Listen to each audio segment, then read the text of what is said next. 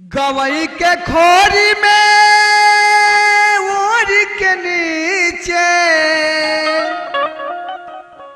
लड़का करे चाव माव है बबुआ हमर माटी के गाँव है बबुआ हमर माटी के गाँव हमर माटी के गाँव है बबुआ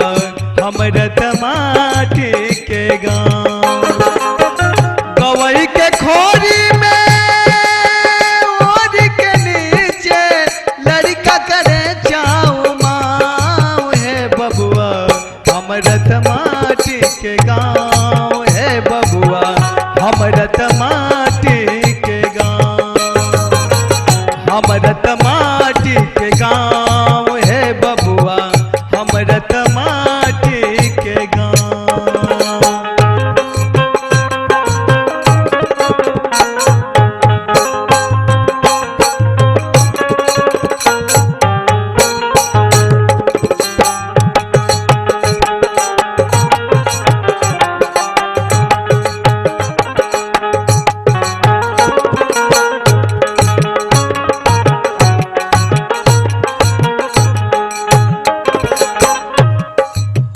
चिंता परानी के चिंता किसान के चिंता बदे सवा के पानी के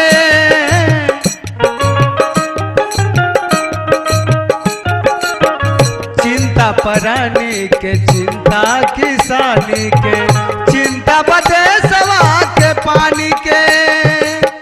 चिंता बढ़ल बा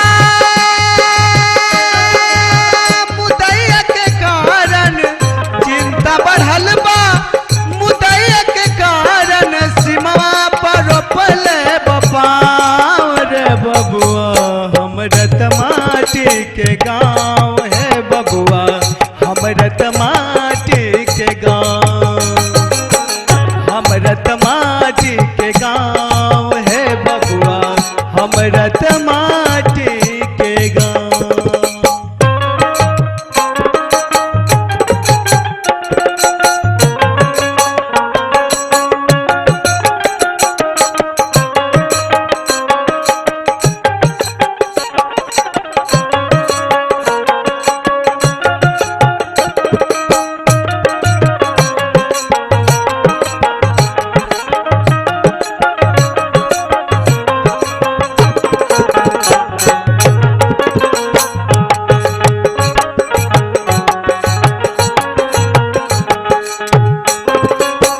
सगरो कियरिया में हमरो पसीना लागल रही हम 12 महीना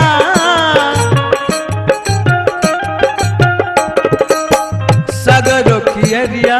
में हमरो पसीना लागल रही हम 12 महीना लागत की खेती में सेती के गहके लागत की खेती में सेती के गहके लूट लिहल ठगवा रही राम है बबुआ हमर माटी के गाँव है बबुआ हमर माटी के गाँव हमर माटी के गाँव है भैया हमर माटी के गाँव।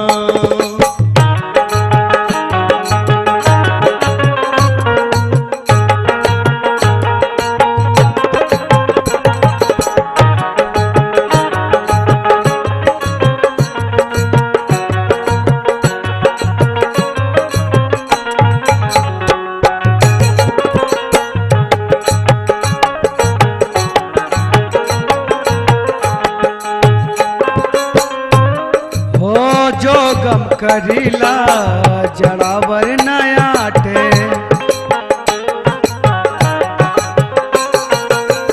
साला दू साला के हियरा मोर फाटे